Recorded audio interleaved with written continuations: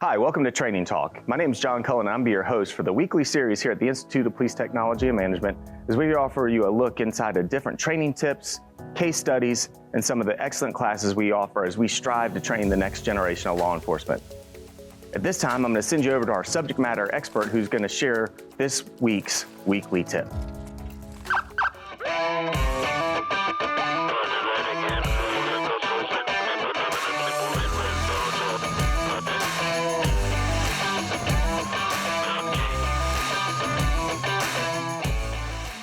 Hello, and welcome to a leadership case study. I'm Frank Fitzgerald, and on behalf of IPTM, we'd like to thank you for joining us. Today's leadership case study is going to be on Call Sign Chaos, Learning to Lead by Jim Mattis and Bing West. A little bit about General James Mattis. James Mattis was the 26th Secretary of Defense of the United States. He served as a commanding general to the United States Central Command, commanding general to the U.S. Joint Forces Command, and was the Supreme Allied Commander of Transformation for the North Atlantic Treaty Organization. General Mattis enlisted into the United States Marine Corps Reserve in 1969, and he was commissioned as a second lieutenant through the Naval ROTC in 1972. General Mattis retired from active service in 2013 and had commands in the Persian Gulf War, Afghanistan, and the Iraqi War. Let's test your knowledge a little bit. In a military environment, who eats first? Typically, it's the soldiers or the Marines or the airmen, the folks that actually get the job done. Those are the folks that eat first. Now, the question is why? It comes down to the most important thing that we remember as leaders. We have to take care of our people. And in the following slides and throughout this presentation, we're going to discuss a few things that we can relate of how the military does some things that I think in law enforcement we need to do a little bit better job of. Call sign chaos.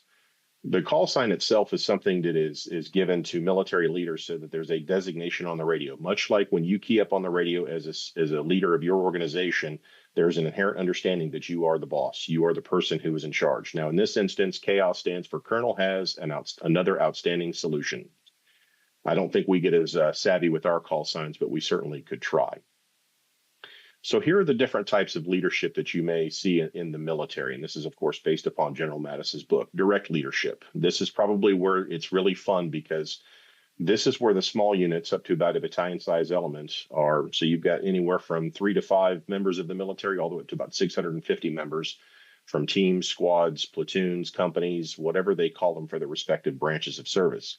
And this is the direct leadership. This is where the eyeballs of the boss or of that leader are on the actual folks that are completing the mission and getting the job done. So they're able to see the face of the person that they command on a daily basis. This is exactly what most of you folks are going to do, and we'll talk about that here in just a few minutes. The executive leadership is more of like a brigade level and beyond. So now we're starting to get into the bigger army or the bigger military things. We're starting to involve more of the Pentagon level decisions, things from the Secretary of Defense on down. And of course, includes other assignments such as NATO or North Atlantic Treaty Organization. You're dealing with a much bigger organism or organization than yourself. And then, of course, there's strategic leadership, levels above and beyond the battlefield. It's obviously the biggest thing that General Mattis conveyed is we plan for the war that we haven't yet fought.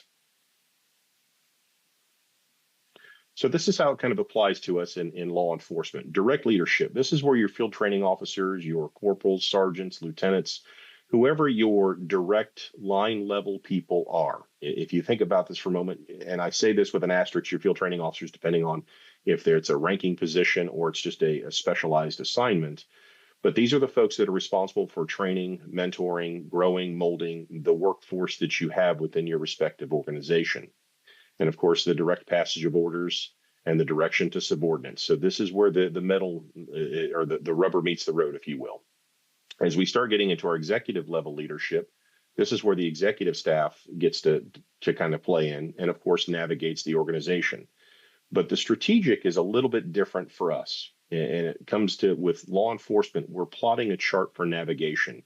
We're trying to move the organization in a direction to maintain positive, if you will, a positive impact within our communities.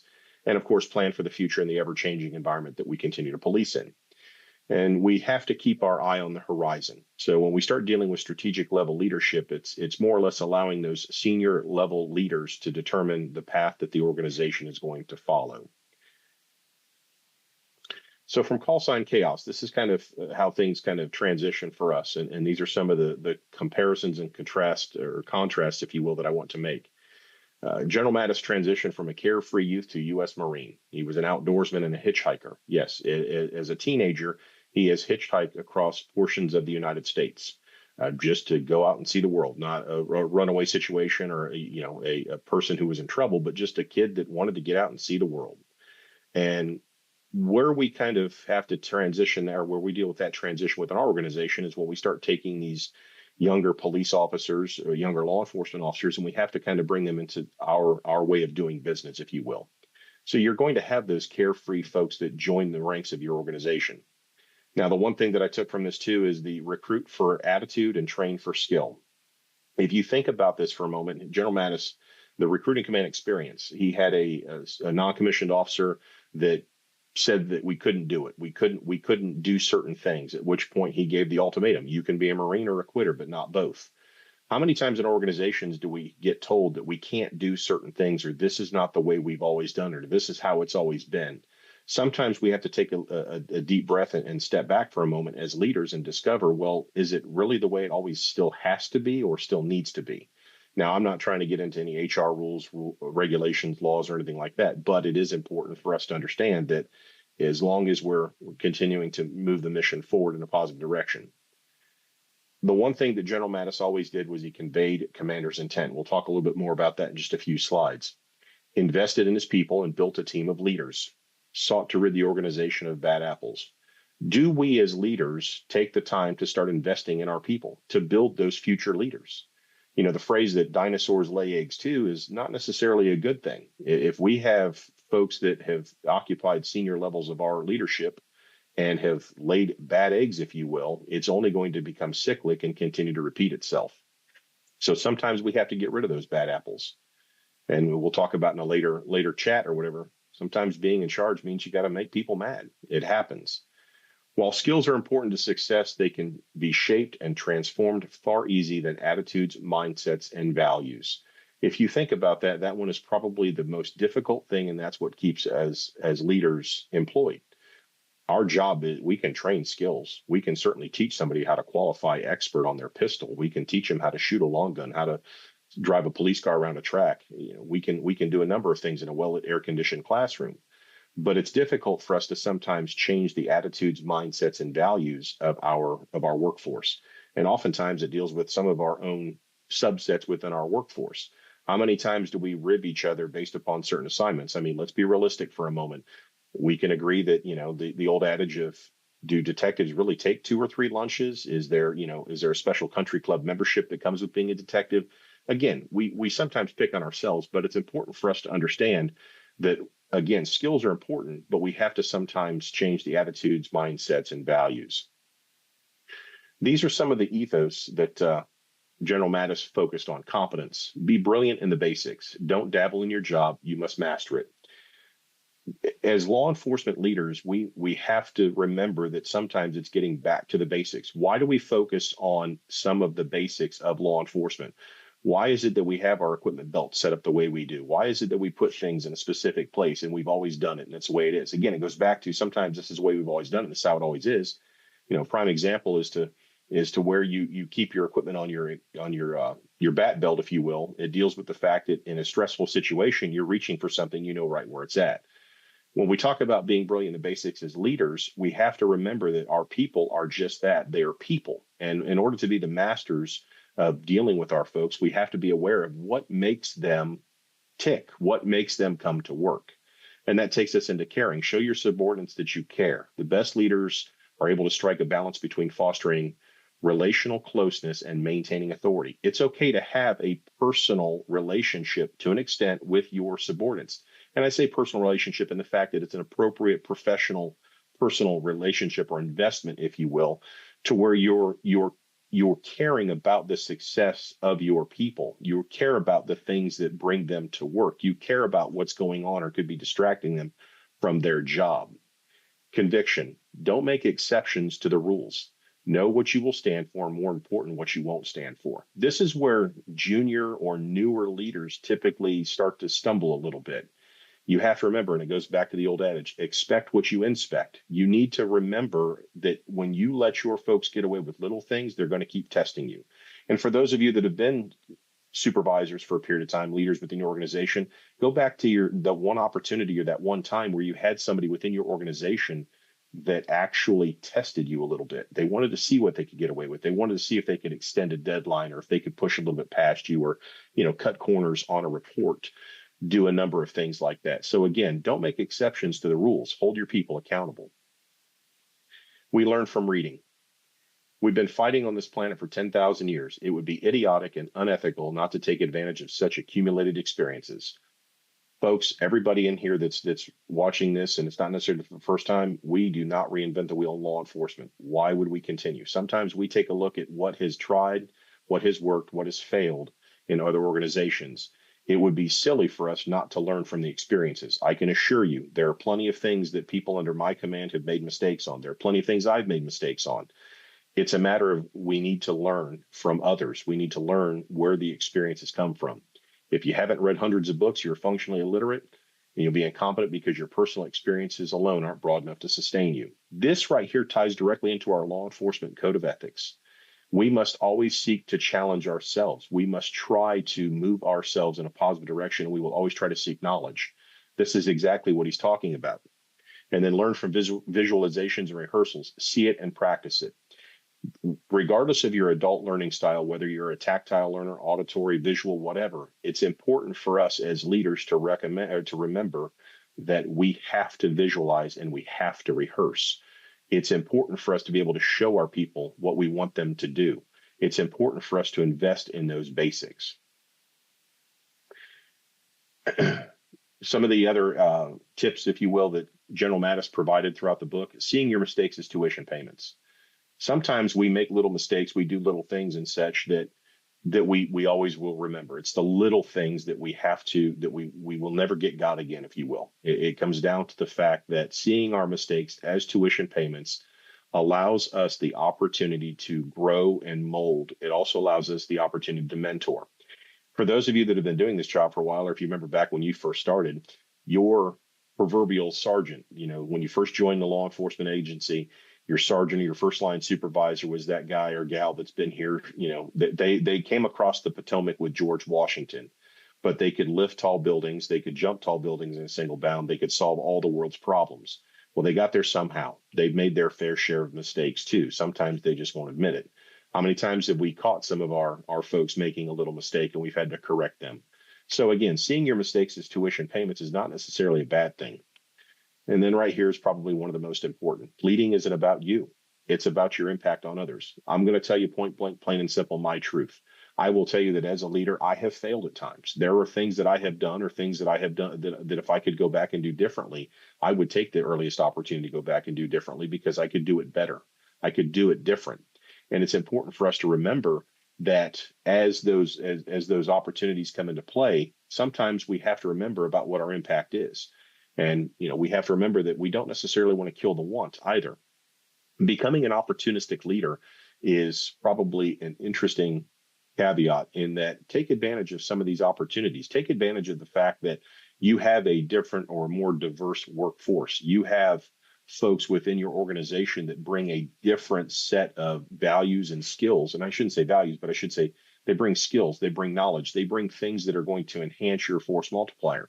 You think about some of the technology that we've incorporated in law enforcement in the last number of years, it comes back to the fact that oftentimes we have leaders that are willing to step out and take a moment or step out of their comfort zone, if you will, and take a chance. So again, become an opportunistic leader. And then the importance of understanding history. Everybody that's watching this has some type of history. Your organization has a history. You have a history. The people that make up the organization have a history.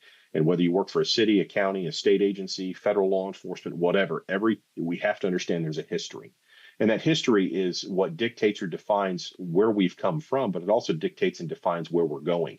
And it goes back to some of that strategic planning. So understanding the history for our organizations helps us better guide our people. Again, we don't necessarily want to get set into the mindset of, well, this won't work for us, or we've tried this before and it didn't work. Well, should we try it again, or do we need to change something different?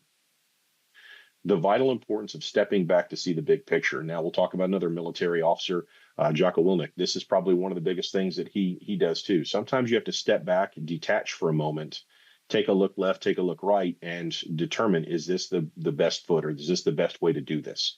Because sometimes we get so stuck in our methodology, our way of doing things. And for the folks that are supervisors that were FTOs, think about this for a moment. How often did you have brand new trainees that they accomplished the end goal, they just didn't do it within the prescribed manner that you showed them? Now, I'm not talking about policy violations or cutting corners, but think about the phrase that you're sometimes paying them for their results, not necessarily their methods, as long as their methods are sound and true.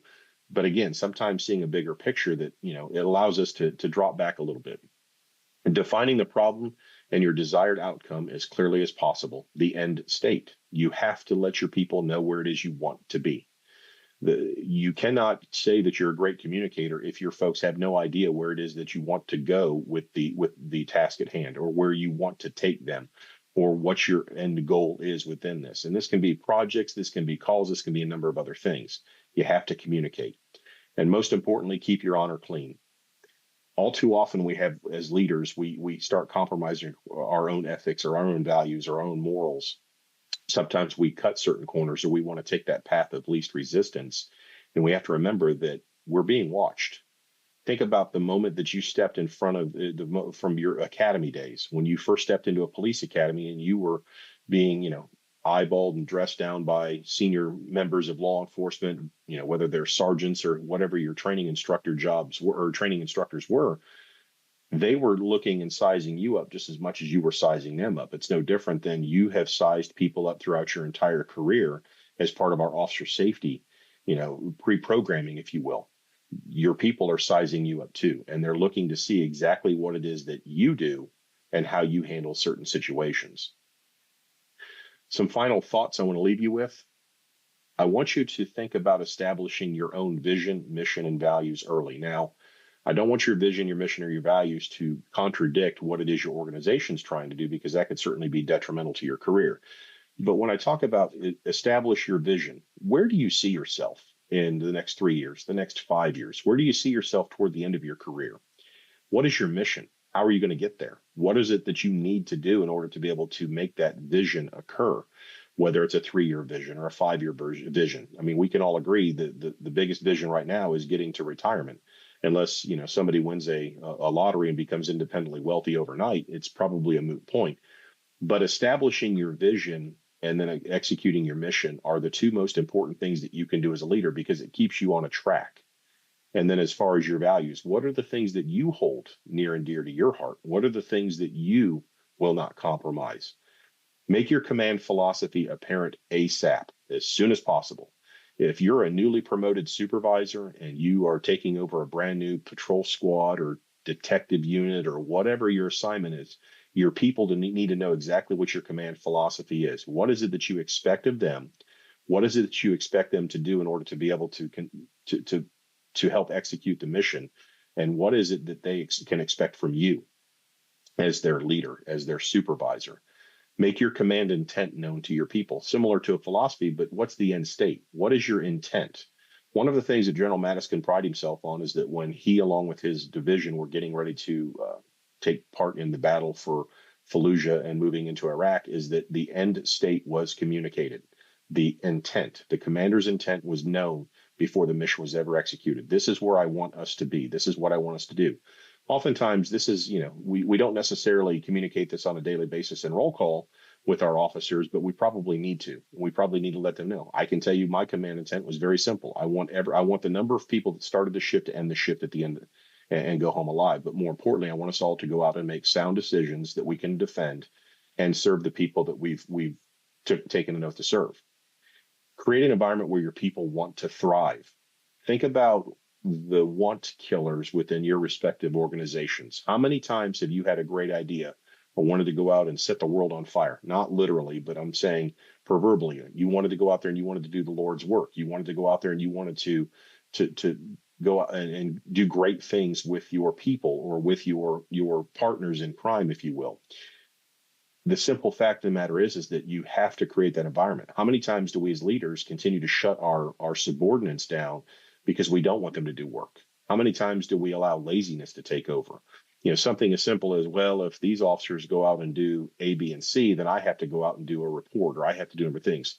Think about what you're telling your officers. It goes back to them sizing you up. If you're not going to let them go do ethical, responsible, moral police work and such, what are you telling your people? Hold yourself and your people accountable. Obviously, you have a set of rules. You have a left limit and a right limit. You have a set of channel markers. You got your lanes, whatever it is you want to define it as, but you have to stay within your lane. You have to stay within your responsibility, and you need to hold yourself and your people accountable. By holding yourself accountable, if you make a mistake, own it. Own up to it. Don't be afraid to apologize for making a mistake. Don't be afraid to apologize to your people. That goes back to that caring. But most importantly, have fun. Have fun with what you're doing out here. We sometimes get stuck in this vacuum of, well, we are law enforcement professionals and we must be leaders and we cannot show this. Have fun, because your people are going to have fun too. So as we close, I want to say thank you. I appreciate you joining us for this conversation. If I can be of any service, please don't hesitate. Send me an email, fitz@iptm.org. Thank you. Thanks for watching this week's Training Talk Tip. We hope that you found this beneficial. As you move forward in your investigations, please be sure to comment if there's any future Training Talk tips that we could bring to you or areas of interest. And while doing so, we'd like you to follow us on all of our social media channels so that you can stay in tune with the latest training. While doing so, also check us out at IPTM.org, where we have a large catalog of courses that are offered throughout the country. And if there's not one nearby, perhaps reach out to us and we could bring the training to you. Again, we hope that you follow along, found this useful, and we look forward to seeing you next week.